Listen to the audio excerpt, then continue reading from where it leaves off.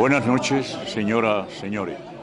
Una vez más, la Sociedad de Médicos, Artistas y Escritores Nicolás Monardes, con sede en nuestro querido Colegio Oficial de Médicos de Sevilla, abre sus puertas para presentar en este caso a una compañera médico, endocrina, doña Mila Díaz Gálvez.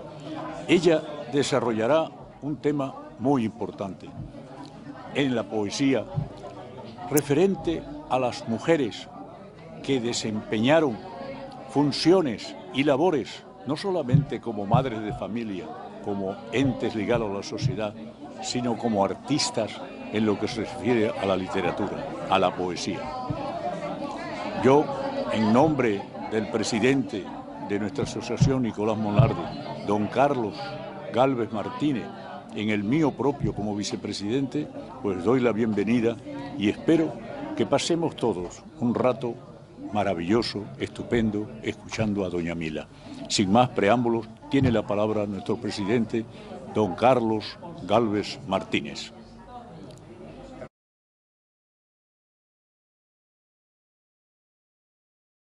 Componentes de la mesa, queridos compañeros de las instituciones del Perpetuo Socorro, del Noche del Baratillo, de representantes del Colegio de Médicos y bueno, amigos todos, señoras, señores.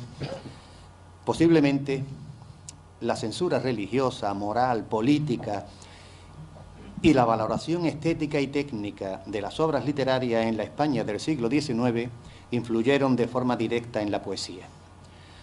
A nivel personal, y desde mi punto de vista, creo que fue una época durante la cual fue de moda el abominar de muchas cosas que no entenderíamos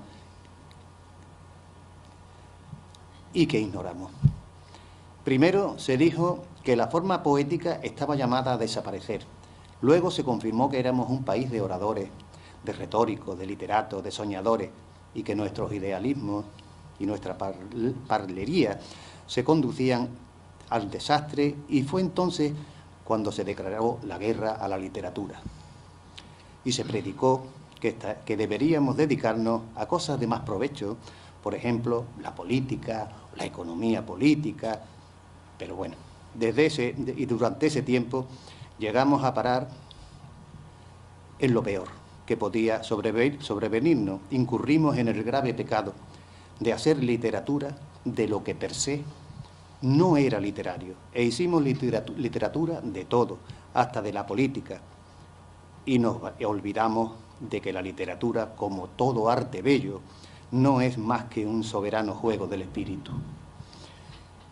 Pero la peor parte se la llevó la mujer, porque si revisamos aquella literatura escrita por mujeres, encontraremos unas costas que estaban llenas de fantasmas y donde no podían entrar o tenían que hacerlo tímidamente, especialmente cuando se trataba de una literatura relacionada con o tenía un tinte erótico, crítico, de exploración sobre el mundo o de lo que es y de lo que no es, porque no podía considerarlo, porque podía ser considerado como irreverente.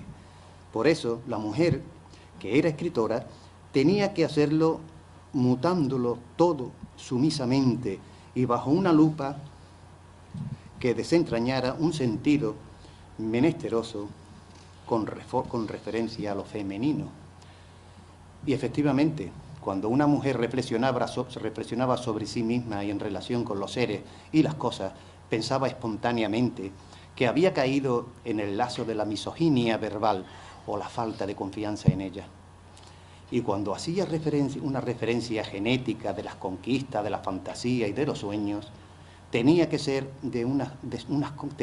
unas conquistas, una fantasía y unos sueños que no eran suyos del todo. Se logró o se llegó a la situación de que a veces las mujeres escritoras tenían que redactar un subtexto anticipatorio.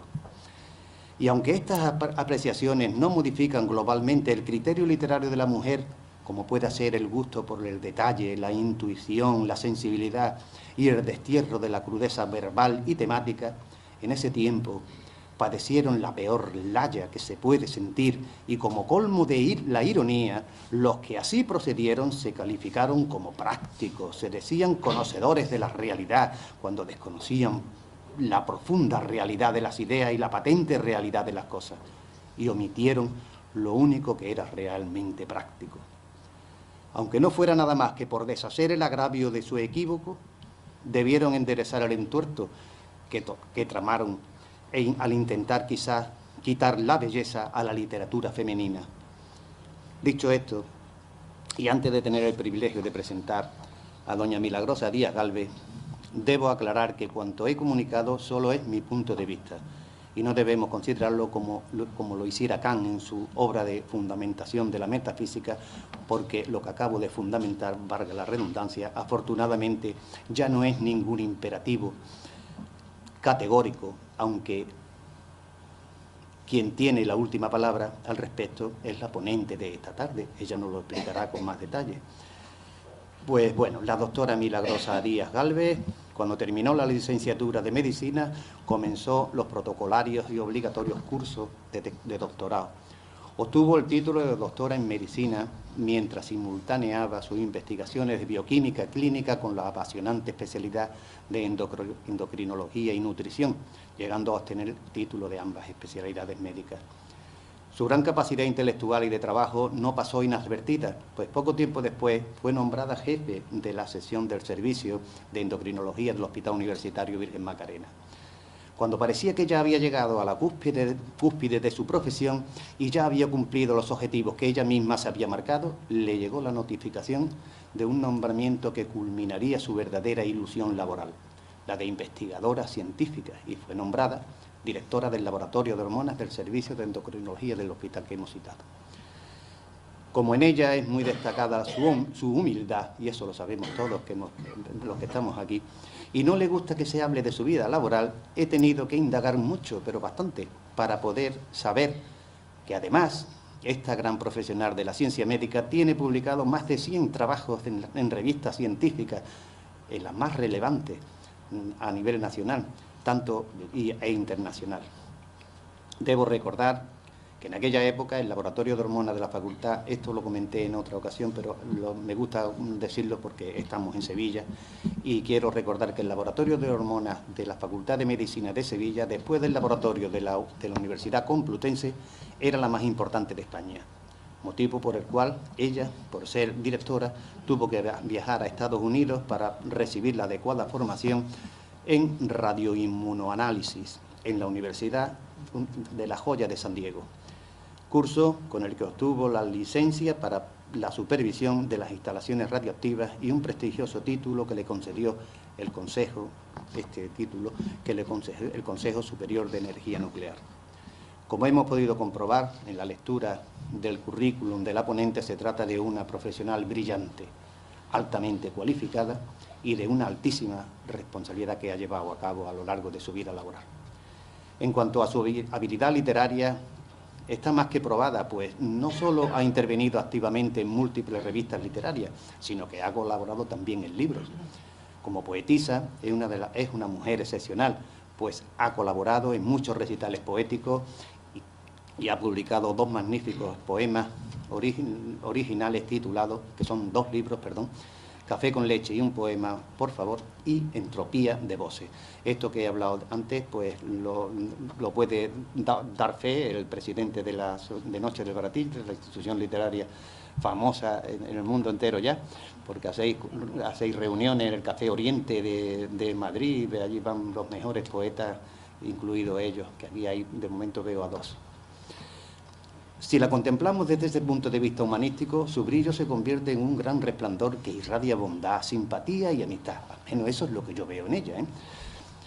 Cualidades que no le pasaron desapercibidas a un jurado popular que, coordinado por Canal Sevilla Radio y Televisión, tuvo a bien concederle el premio de Sevillana del año 2015 en el excelentísimo Ateneo de Sevilla, y que como secretario general de dicha institución doy fe. Como ponente de la institución literaria Noche del Baratillo, que hemos referido, ha transmitido noticias literarias desde la radio, y como vocal de teatro, radio y televisión de la Sociedad de médicos, escritores y artistas. Nicolás Monardes ha artizado muchos de nuestros actos recitando sus poemas. Sin más demora, voy a ceder la palabra a doña Milagrosa, pero antes quisiera leeros unas palabras que recibí a través del WhatsApp, palabras del Papa, del actual Papa Francisco, y que son en respecto a la mujer. Me gustaría leeroslas, veréis qué bonito. Estas son palabras textuales, esto es un resumen de lo que yo he oído, porque en un WhatsApp tú sabes que no se oye casi bien. Esta es una sociedad con una marcada masculinidad, y debemos saber que la mujer es quien trae la armonía, y sin ella no hay armonía. La mujer es quien nos enseña a acariciar, a amar con ternura y a hacer del mundo una cosa bella. Es cierto que, como todos, las mujeres tienen que hacer cosas, y las hacen, pero la mujer además brinda la armonía, y sin ella no habría armonía en el mundo. Explotar a las personas es un crimen de la humanidad, es verdad, pero explotar a la mujer es más, porque es destruir la armonía, la poesía y la belleza que Dios ha querido dar al mundo. Pero además, Dios ha creado a la mujer para que todos nosotros tengamos madre. Muchas gracias.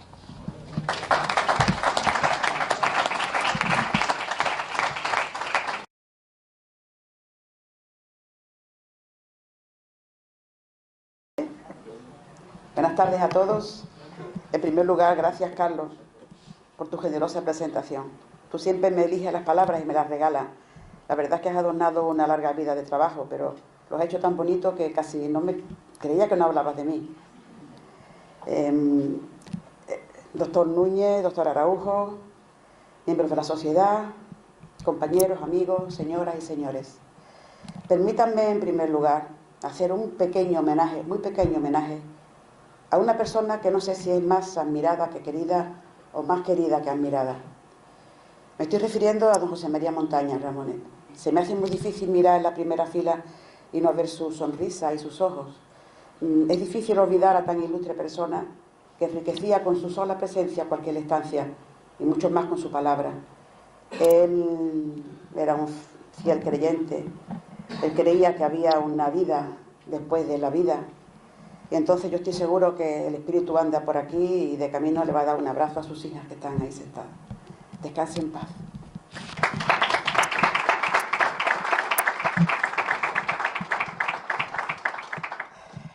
Bueno, pues empezamos con nuestro encuentro.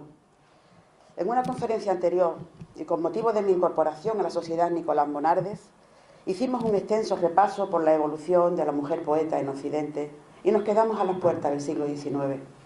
Ya que fue en este siglo cuando la mujer, que ya había aprendido a leer, decidió no permanecer callada. Y dada la amplitud del tema y su contenido tan grandísimo, pues me hice el propósito de seguir con el tema y retomarlo en este punto. Y es por lo que estamos aquí hoy, y os agradezco vuestra asistencia y vuestra paciencia.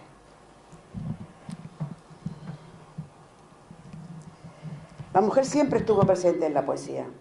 Tenemos constancia de ello desde el año 530 a.C., con Safo de Lesbos en la antigua Grecia, pasando por las grandes poetas del mundo andalusí, sucesivamente por la Edad Media, el Siglo de Oro, y llegamos al modernismo. Por tanto, generaciones y generaciones de mujeres han vivido confinadas al silencio y a la sumisión de unos roles establecidos. La mayoría ha respetado e interiorizado durante siglos el limitado marco vital, ideológico y moral que se les concedía, así como los estereotipos adjudicados clásicamente como femeninos. La poesía es una forma compleja de comunicación que ha contado a lo largo de la historia con la aportación de destacadas mujeres creadoras que en la mayoría de los casos han sido excluidas de la historia oficial de la literatura, por el solo hecho de ser mujer. El interés de esta charla es un intento de poner en el sitio que les corresponde a la mujer en general, y en este caso a la poeta en particular, y situarlas dentro de sus facetas de creadoras en unas coordenadas de espacio y tiempo propias, y así como valorar su gran aportación a la literatura universal. En ningún momento a lo largo de esta exposición he tenido la intención de caer en algo tan fácil como querer hacer un manifiesto feminista, no es eso. Simplemente es un intento de reivindicar la condición femenina como un aspecto más de la consideración histórica y potenciar la igualdad que como seres humanos y dotados de inteligencia se merecen.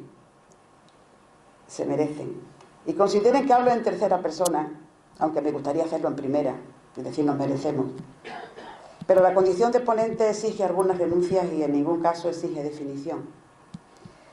Así que, a partir del humanismo, en el siglo XV, parece adivinarse un pequeño paso para la mujer y surge una mínima apertura a la participación de ésta en la lectura, en la escritura y en la educación en general. La mujer entonces comienza a convertirse en tema y en modelos para escritores, a pesar de antecedentes de varones tan importantes, entre otros, como fueron Juan Luis Vives, quien en su obra La formación de la mujer cristiana defiende la idea de que la mujer debe aprender a leer para conocer y comprender mejor los textos sagrados y los clásicos, pero eso sí, sin descuidar sus obligaciones domésticas ni olvidar que nunca hablase en público. O el mismo Fray Luis de León, en La perfecta casada, donde defiende la idea de que la mujer debe aprender a leer, pero permaneciendo siempre en silencio. No debe aprender a escribir, ya que nunca, jamás, una mujer debe saber más que un hombre. Ni siquiera el hecho de ser una mujer religiosa era suficiente. Sucedió con Teresa de Jesús, la cual, como todos saben, fue perseguida y condenada por aficionarse y ejercer la escritura.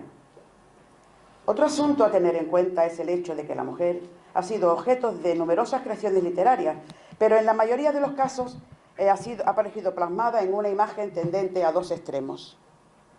Por una parte, era María, la madre de Jesús, la mujer virtuosa, con su hijo tierno en brazos, que asemejaba a un ángel, pero por otro lado era Eva, la tentadora, la perdición de los hombres, la prostituta, la concubina o, en el mejor de los casos, la amante. Cuando las mujeres se miran en su propio espejo y no en el masculino, advierten y quieren dejar constancia a través de sus escritos de que no existe un modelo femenino, sino multiplicidad de imágenes, entre las que encontramos mujeres lascivas y virginales, impulsivas y recatadas, apasionadas y frías, intelectuales y analfabetas, y entre estas toda una gama de términos medios. Así pues, las mujeres escritoras fueron creciendo, escindiéndose de la sociedad masculina, y aparecen figuras tan importantes como Jane Austen, que escondía sus escritos cada vez que alguien entraba en la habitación por la vergüenza que le daba de que la vieran escribir. Ella quemaba sus textos como autocastigo y luego se depuraba cosiendo. Es autora de novelas tan importantes como La Abadía de Nottingham, como Orgullo y Prejuicio, entre otras. O en el caso de la americana Catherine Porter, que tardó 10 años en escribir una novela por la incomodidad de que la vieran escribir. A cada momento tenía que suspender su redacción y solamente podía escribirla en los pocos momentos de soledad que tuvo durante esos 10 años. Algunas escritoras que conseguían acabar sus obras literarias las atribuían a sus maridos y así evitar comentarios despectivos, represalias e incluso castigos. Otras recurrieron al seudónimo para ocultar el hecho de ser mujer. Ejemplos llamativos fueron las hermanas Bronte. Ellas fueron las autoras de novelas inglesas clásicas como Cumbres Borrascosas, Jane Eyre o Agnes Grey. Y usaron los nombres masculinos de Currer Bell, Ellis Bell y Aston Bell. Charlotte tenía que esconder sus escritos entre las patatas que pelaba en la cocina. En la actualidad, la poesía de Emily es considerada como una de las mejores del siglo XIX. Ejemplos más cercanos lo tenemos con nuestra Cecilia Ford de Faber, que, como todos conocen, firmaba bajo el seudónimo de Fernán Caballero. Su padre afirmaba, en una carta a su esposa, que la vida intelectual es algo que perjudica moralmente a la mujer. O como María de Lejárraga, que firmaba sus obras con el nombre de su marido, ella era Gregorio Martínez Sierra, el cual antes de morir dejó escrito y reconociendo la autoría de su mujer, pero reclamó los derechos para él. Cuando ella alguna vez conseguía enviar sus escritos a las editoriales, estas las rechazaban, porque de alguna manera suponían que venía de una mujer.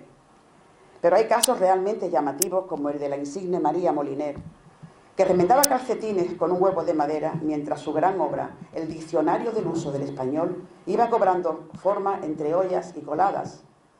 O en este otro de Joanne Rowling, autora de la muy famosa saga para niños y jóvenes Harry Potter, que firmó el primer tomo de la serie con su nombre, pero le sugirieron en la editorial que el resto de los libros lo firmara como J.K. Rowling, ante el temor de que por el hecho de venir de una mujer no tuviese el gancho comercial deseado.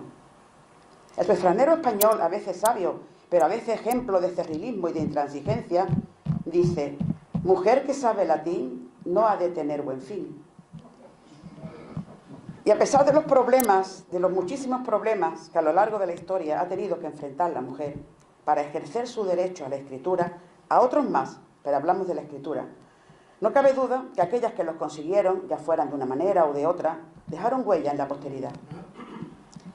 Así pues, una de las novedades del siglo XIX fue precisamente la difícil incorporación de la mujer al mundo literario. Las mujeres tropezaron con la oposición de la sociedad y con el recelo de los hombres, que vieron en ellas competidoras artísticas, consecuencia lógica de una formación interesada y manipulada.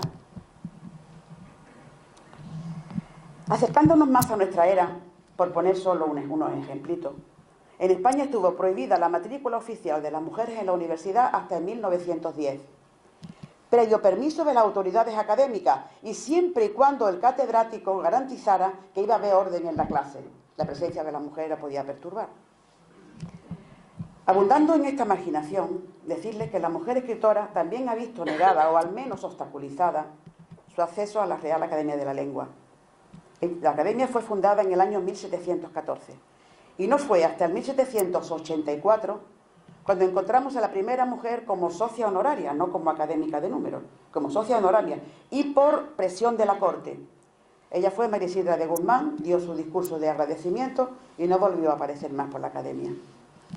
Pasaron 3 siglos para que le tocara el turno en el 1979 a la cartagenera Carmen Conde. Sin embargo, no es hasta 20 años más tarde cuando vuelve a aparecer otra mujer en la Academia. Ella fue Ana María Matute. Y no les quiero cansar con nombres y fechas, y solo decirles que en este milenio han ido apareciendo otras mujeres, de forma que en la actualidad tenemos a 36 hombres frente a 6 mujeres en la Real Academia de la Lengua. Y para profundizar un poquito más, si cabe, comentar que un estudio pormenorizado de las obras de las escritoras de España durante el siglo XIX descubre aspectos muy interesantes y prácticamente desconocidos, y que nos aproximan a un mejor conocimiento de este sector de la población y las posibles causas por las que nuestras autoras han sido prácticamente ignoradas en los estudios sobre literatura femenina europea. Este desconocimiento es debido, en primer lugar, al hecho de que la única bibliografía de escritoras realizada por la Biblioteca de Serrano y Sanz finaliza en 1830. Por tanto, salvo las escasas figuras que fueron recogidas, el resto quedó completamente en el olvido. En el año 1882, el álbum del Bello Sexo, que así se llamaba, señalaba como en Francia existían 1.200 novelistas, 400 traductoras, 300 poetas y 100 periodistas. Estos datos ponen de manifiesto el interés del país vecino para valorar sus figuras literarias, dejando aparte el sexo a que pertenecieran.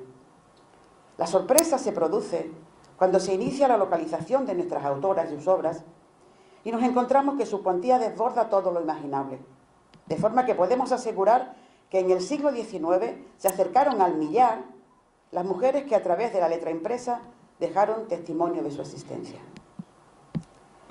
Pero vamos a entrar de lleno en el tema, analizando solamente con unas pinceladas, porque el tiempo no da para más, la vida y obra de 6 escritoras que rompieron con los moldes establecidos, levantaron la voz.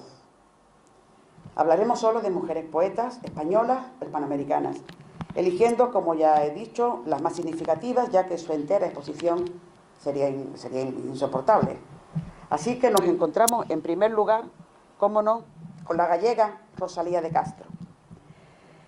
Ella nació en Santiago de Compostela, fue poeta y novelista que escribió tanto en gallego como en castellano. Es una de las poetas más importantes de este siglo y figura emblemática del postromanticismo junto con Gustavo Adolfo Bécquer, pudiendo compartir con él el primer puesto de los poetas españoles del siglo XIX. Su marido, Manuel Murguía, fue un intelectual que apoyó el Resurgimiento gallego. No es ni más ni menos que la culminación del nacionalismo, tan traído y llevado hoy día. Él le ofreció estímulos, contactos sociales y lecturas. Sus primeros poemas pasaron prácticamente desapercibidos, sus primeros libros de poemas. No sucedió lo mismo con Cantares gallegos, que se ha considerado todo un manifiesto de la idiosincrasia gallega. Debe considerarse un ejemplo de la literatura española en lengua gallega. En esta misma lengua se publica años más tarde Follas Novas, Hojas Nuevas, que profundiza en la problemática de su pueblo. Ella quería manifestar su clara voluntad de hablar de su tierra con la lengua que tanto amaba, denunciando así el abandono que sufría Galicia del resto del Estado español. Aquí encontramos poemas que expresan con sinceridad sus íntimos sentimientos y poemas de carácter social dedicados a la emigración del pueblo gallego, al sufrimiento de la mujer gallega. Follas Novas es, pues, la expresión auténtica del yo poético de Rosalía. Se definen temas como el pesimismo, al hombre como depredador de la mujer, a la sombra como símbolo ambiguo y una visión convencional y poco sólida de la religión. En el primer poema de su obra, Follas Novas, denuncia esta situación con cierta ironía. Lo pueden leer en gallego y en español. Yo no sé gallego, lo voy a decir en español. Dice Rosalía: aquellas que cantan a pájaros y a flores, todos dicen que tienen nombre de mujer, alma de mujer. Pues yo que no le canto, Virgen de la Paloma, ¿y de qué la tendré? El hecho de escribir en gallego supuso un grave inconveniente para la crítica, pues la lengua gallega había quedado reducida a un mero dialecto, tanto despreciado como desprestigiado.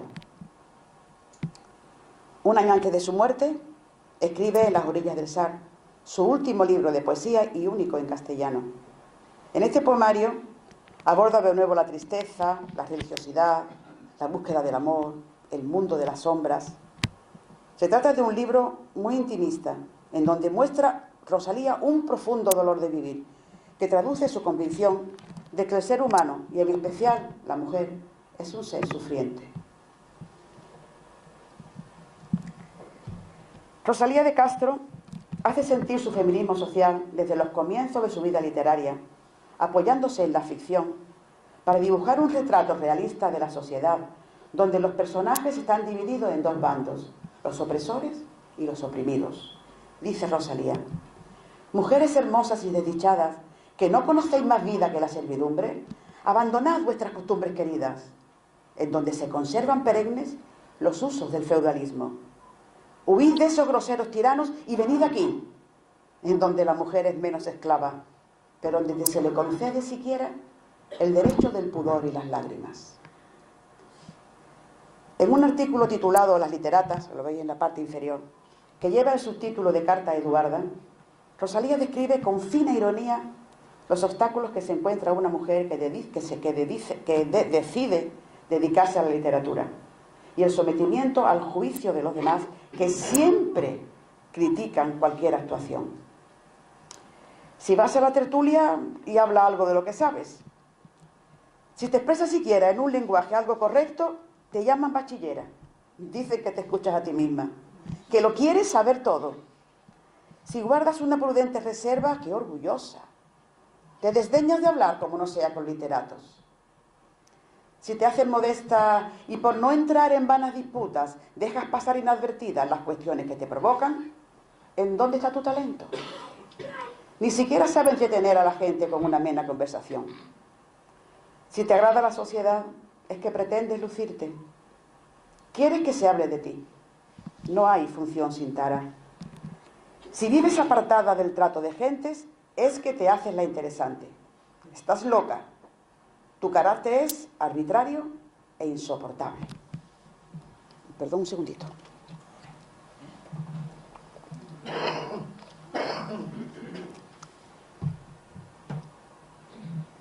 En este punto, así elevadito, nos despedimos de Rosalía de Castro y pasamos a encontrarnos y a analizar a otra grande de este siglo. Continuamos nuestra exposición con Carolina Coronado. Ella fue una poeta extremeña que nació en el seno de una familia acomodada, de ideología liberal, lo que provocó que su padre y su abuelo fueran perseguidos. Ella fue educada de la forma tradicional, como las mujeres de la época, música, labores, costura, etc. Pero desde muy temprano mostró su interés por la literatura. Ella leía incansablemente cualquier género u obra que caía en sus manos. Con 19 años escribió su primer poema, creo que fueron con 9, pero ahora no tengo duda. Y con 23 su primer libro de poesías. En ella trata de temas clásicos, pero también ofrece su visión del hombre como fuerza destructiva y de la condición femenina oprimida, en títulos tan significativos como El marido verdugo. Posiblemente contribuyese también a ese temperamento romántico la afección de catalesia crónica que padecía, llegando a morir varias veces, lo que le hizo que se obsesionase con la idea de poder ser enterrada en vida, hasta el punto que embalsama el cadáver de su marido, no lo entierra, convive con él y llega a llamarlo como el silencioso. Incluso cuando su hija se fue a casar, le hizo que le pidiera permiso al silencioso.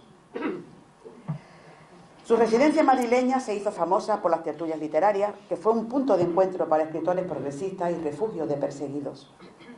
Este refugio clandestino y su afinidad por la revolución fueron la causa de sufrir la censura de la época. Pese a ello, logró publicar algunas de sus obras en periódicos y revistas hasta lograr cierta fama, a la que también contribuyó su belleza física, que causó una notoria admiración entre los escritores románticos. Incluso el mismo Espronceda le dedica unos versos. La producción más importante de la Coronado es la poética. Sin embargo, hasta hace muy poco no se ha podido conocer la totalidad de su obra. En prosa escribió unas 15 novelas y alguna que otra obra de teatro.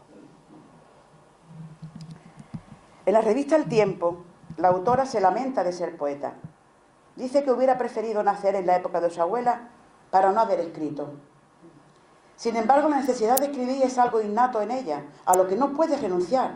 Dice: yo sé que un incendio en mi cabeza, que solo en armonía es desalado, puede aliviar al cabo mi tristeza, desahogando el fuego concentrado. Escribir para la Coronado supone un medio para calmar su dolor. Dice: he menester decir lo que padezco, o en compresión violenta yo perezco. No sabemos hasta qué punto son sinceros estos versos, y si realmente se retracta de escribir. Pero en definitiva, bien para agradar a intelectuales, o bien para dar a entender que ser mujer poeta es un camino tan lleno de dificultades, que es mejor dejar la pluma. De hecho, en los últimos años de su vida ella dejó de escribir.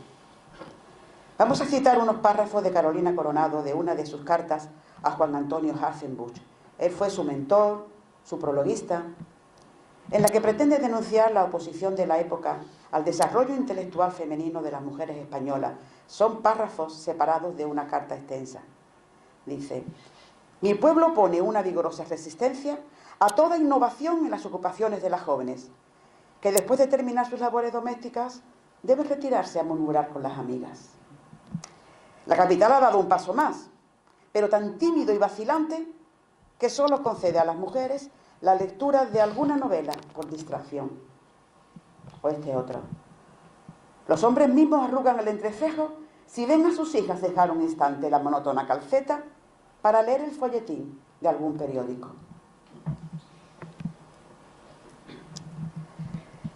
Con estas pinceladas dejamos a Carolina Coronado para continuar con otra muy grande, yo diría muy grande de la época.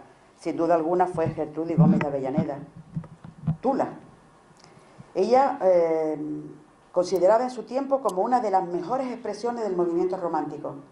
Sus personales circunstancias biográficas, su apasionado carácter, su generosidad y su marcada rebeldía frente a los convencionalismos la llevaron a vivir de acuerdo con sus propias convicciones y la apartan de la mayoría de las escritoras de la época, convirtiéndola en precursora del movimiento feminista de España. A los 14 años rechaza el matrimonio concertado por su familia y como consecuencia pierde la herencia de su abuelo. A su regreso de Francia, donde vivió una serie de años, concretamente en Burdeos, gana un certamen poético y se convierte en la mujer más conocida de España después de la reina Isabel II. Así. Años después presentó su candidatura a un sillón de la Real Academia de la Lengua. Está por demás que no lo consiguió, seguramente por su condición de mujer. Es en Sevilla donde da a conocer sus primeros trabajos, publicados posteriormente bajo el seudónimo de La Peregrina. Además de su exquisita poesía, escenó varias obras teatrales de carácter romántico. Después, más tarde, se trasladó a Madrid y allí vivió una etapa muy difícil, de matrimonios fallidos, amores apasionados, enredos amorosos e incluso un marido muerto a raíz de un duelo, porque alguien lanzó un gato en el escenario, en una de sus obras. Yo no sé qué tipo de afrenta es lanzar un gato, me imagino que como un guante. Lo cierto es que el marido estuvo gravemente enfermo desde aquel momento, terminó falleciendo. Ella es la autora de la primera novela antiesclavista, Saf, anterior incluso a La cabaña del tío Tom, edición que fue secuestrada por los padres de la autora ante lo escandaloso del tema. En 1842 publica una novela que titula Dos mujeres, en la que defiende el divorcio como solución a una unión no deseada, 1842. Bretón de los Herreros dijo de ella, triplicando los signos de admiración: es mucho hombre esta mujer. Hoy diríamos, es mucha mujer esta mujer.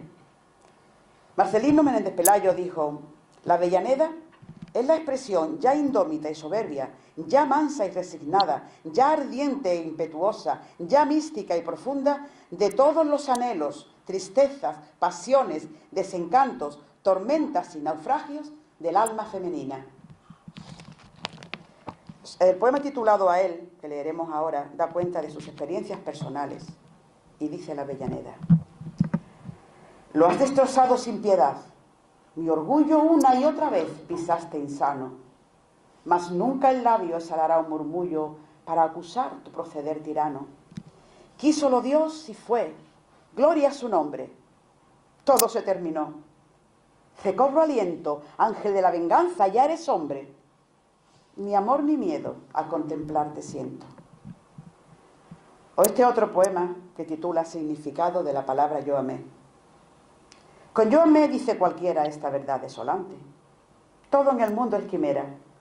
No hay ventura verdadera ni sentimiento constante. Yo amé significa nada le basta al hombre jamás. La pasión más delicada, la promesa más sagrada, son humo y viento, y no más. Y en este punto álgido, tenemos que dejar a la insignia Avellaneda para encontrarnos con otra grande. Hablamos de la chilena Gabriela Mistral, seudónimo de Lucila de María del Perpetuo Socorro. Ella en 1945 recibió el Premio Nobel de Literatura, que fue el primer premio concedido a un escritor latinoamericano, con lo cual alcanzó su gloria literaria desde el momento, lógicamente. Tiene influencias de Amado Nervo y de Rubén Darío. Los temas más utilizados en su poesía son el amor, la naturaleza, la maternidad y la muerte. Además de poeta, diplomática, feminista y pedagoga, fue cónsul de Chile en varias ciudades del mundo. Tuvo un papel muy importante, un papel activo muy importante en la representación de Chile. Aunque su pensamiento parece que se aleja un poco del feminismo, sabemos que el feminismo de la Mistral, se puede observar desde dos perspectivas. Aquella que manifiesta una visión de una mujer explotada y sometida por la sociedad esencialmente masculina, y por otra parte la de una mujer carente de potencial físico del hombre y que no puede desarrollar ciertos trabajos. Gabriela se describe a sí misma como: soy modesta hasta la humildad y altiva con el orgullo. Me enorgullece inspirar ataques y odios. El inspirar desprecio me apenaría. Tengo una coraza que hace imposible a todo ataque dirigido a mí por la calumnia y la maldad. Y un carácter altivo, indomable e inalterable. Para derrotar a los míseros tengo indiferencia, pero energía y valor para combatir a los grandes. Conoció a Doris Dana, una escritora estadounidense con quien estableció para algunos una controvertida relación y de quien no se separaría hasta su muerte, y a la que al parecer le dedica estos versos llenos de figuras y de imágenes poéticas para mí bellísimas. Lo titula La mujer fuerte. Me acuerdo de tu rostro que se fijó en mis días, mujer de saya azul y de tostada frente, que en mi niñez y sobre mi tierra de ambrosía vi abrir el surco negro de un abril ardiente. Y este otro que titula Besos. Hay besos que pronuncian por sí solos la sentencia de amor condenatorio. Hay besos que se dan con la memoria. Y hay besos que se dan con la mirada. Y hay besos que se dan con la memoria. Hay besos silenciosos, besos nobles. Hay besos enigmáticos, sinceros. Hay besos que se dan con las almas. Y hay besos prohibidos, verdaderos. Y siguiendo con esta nómina de grandes, tenemos que cortar en lo mejor, pero es que es así. Hacemos mención a otra mujer poeta, nacida en Suiza, pero que vivió toda su vida en Argentina. Hablamos de Alfonsina Storni. Ella ejerció como maestra y escribió poesías y obras de teatro durante este periodo. Su prosa es feminista y, según la crítica, cambió el sentido de las letras de Latinoamérica. Su obra está claramente dividida en dos etapas. Una es de corte romántico, que trata el tema desde el punto de vista erótico y sensual, y una segunda etapa en la que deja al lado el erotismo y se muestra desde un punto de vista más abstracto y reflexivo. La crítica literaria, por su parte, la clasifica dentro del movimiento tardorromántico, pero es a partir de un poemario precioso, tituló Ocre, donde encontramos rasgos de vanguardismos y recursos como el antisoneto. Esto es un poco de locura. Sus composiciones reflejan la enfermedad que padeció durante toda su vida y la espera del final, expresándolo mediante el dolor, el miedo y otros sentimientos. Alfonsina fue una excelente poeta del amor, una gran luchadora por la igualdad femenina, pero no se le puede ubicar en ningún caso en el feminismo radical. En su vida y obra se entremezclan emoción, sentimiento y reflexión. Su poesía es erótica humanamente, busca el amor y tuvo el coraje necesario para oponerse a la regla que exigía la virginidad femenina y no la masculina. Se quitó la vida sumergiéndose en el mar de plata. Ustedes recordarán la canción de Alfonsina y el mar. Esto sucedió poco después de que su amigo, un escritor uruguayo, Horacio Quiroga, también se suicidara. Su obra Si tú me quieres blanca, que vamos a leer a continuación, es una fiel heredera de Hombres necios de Sor Juana Inés de la Cruz. Ustedes recuerdan, hombres necios que acusáis a la mujer sin razón, sin ver que sois la ocasión de lo mismo que culpáis. Pues esto es más o menos de ese corte. La titula Tú me quieres blanca. Tú me quieres alba, me quieres de espumas, me quieres de nácar, que sea azucena sobre todas casta, de perfume tenue, corola cerrada, ni un rayo de luna filtrado me halla, ni una margarita se diga mi hermana. Tú me quieres nívea, tú me quieres blanca, tú me quieres alba. Huye hacia los bosques, vete a la montaña, límpiate la boca, vive en las cabañas. Toca con las manos la tierra mojada, alimenta el cuerpo con raíz amarga, bebe de las rocas, duerme sobre escarcha, renueva tejidos con salitre y agua, habla de los pájaros y lévate al alba, y cuando las carnes te sean tornadas, y cuando hayas puestos en ellas el alma que por las alcobas se quedó enredada, entonces, buen hombre, preténdeme blanca, preténdeme nívea, preténdeme casta. Y después de este apasionado y ejemplarizante final, muy ejemplarizante, tenemos que continuar nuestro encuentro y acudir a la cita con doña Emilia Pardo Bazán, la condesa de Pardo Bazán, otra gallega ilustre, una de las escritoras más prolíficas que ha tenido nunca España. Ella comenzó en la revista La Época con la publicación por entregas de una serie de artículos sobre el francés Émile Zola. Y a pesar de que sus ideas ya habían sido publicadas por entregas, su publicación en un volumen que se tituló La cuestión palpitante, fue un gran escándalo. Se consideró un alegato indecente para una mujer casada y respetable en favor de la literatura francesa, considerada como atea y pornográfica.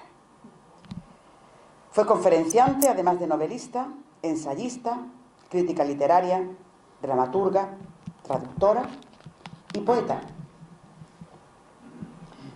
Voy a pasar ya porque es que me he quedado con una diapositiva atrás. Rivalizó con los escritores de su época que la veían como una amenaza, debido a su inteligencia y capacidad, lo que le llevó a decir en determinado momento: si en mi tarjeta pusiera Emilio en lugar de Emilia, qué distinta hubiera sido mi vida.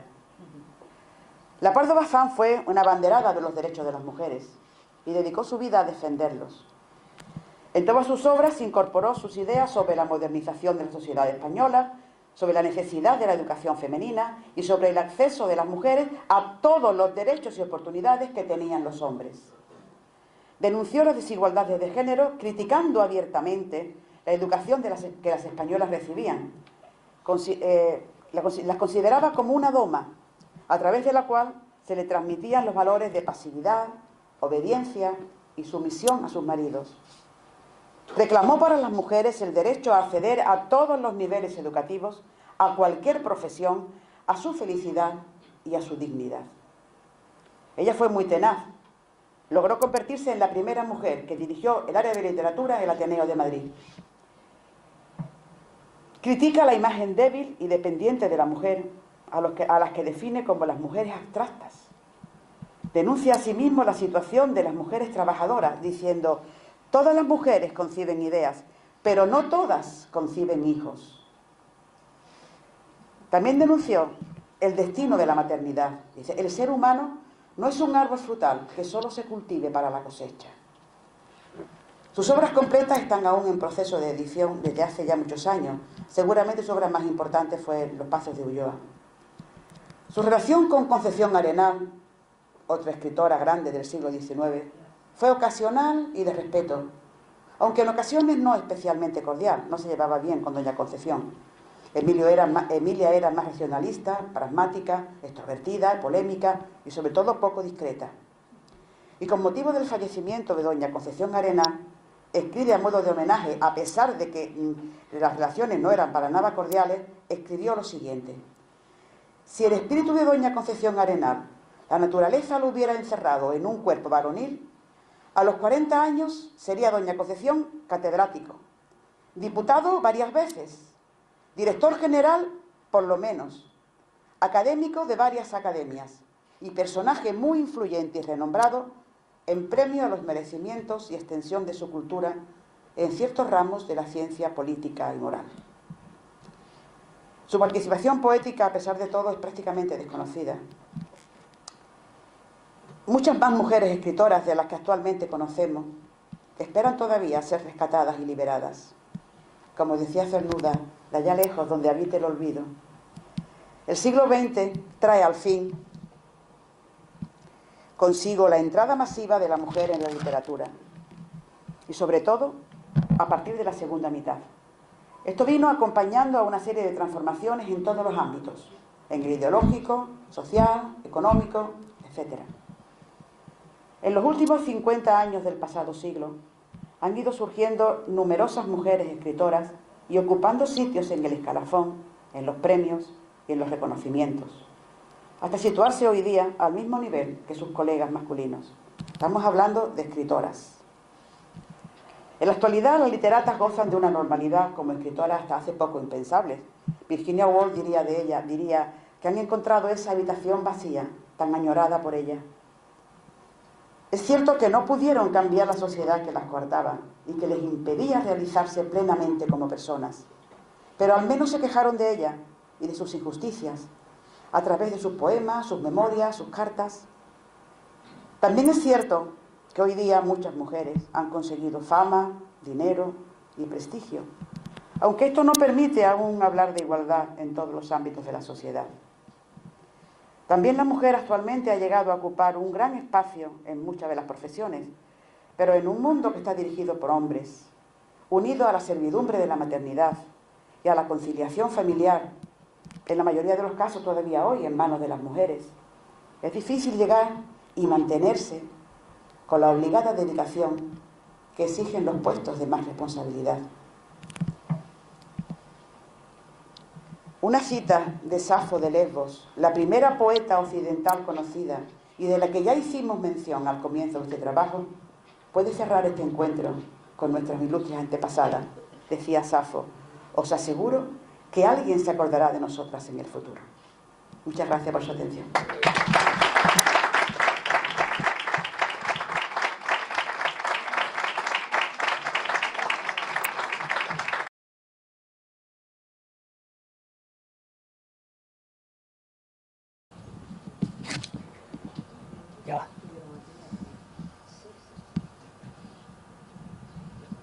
En el recuerdo de nuestro querido compañero y maestro, don José María Montaña Ramonet, que en paz descanse, me toca a mí hacer la clausura de esta conferencia.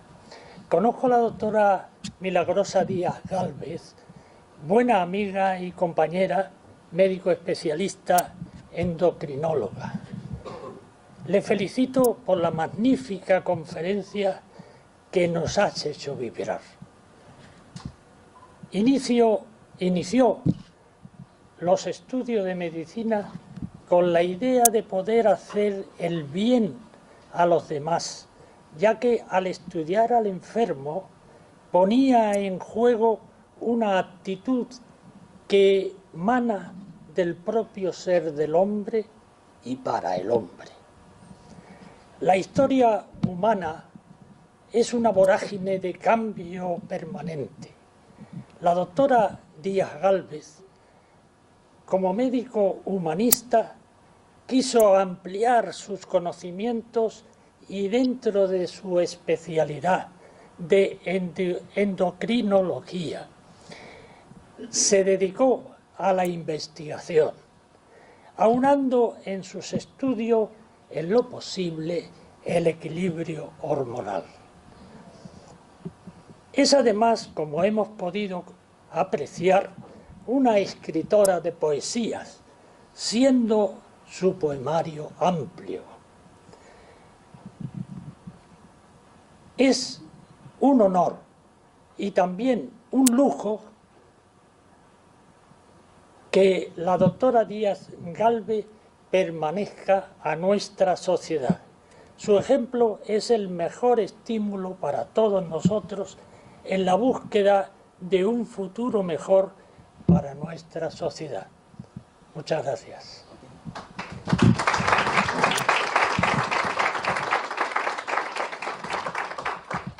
Tengo que anunciar que el día 24 de octubre, el doctor Miguel Núñez da una conferencia que se titula Los estilos en el arte de la pintura.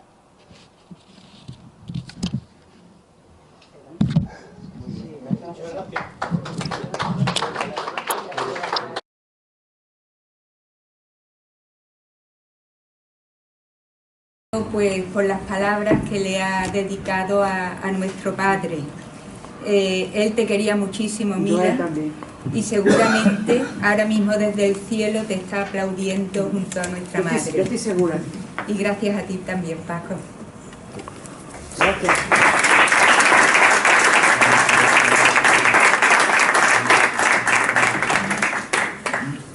Es que don José María Montaña está en el pensamiento de todos los que estamos aquí. Es una persona que nos ha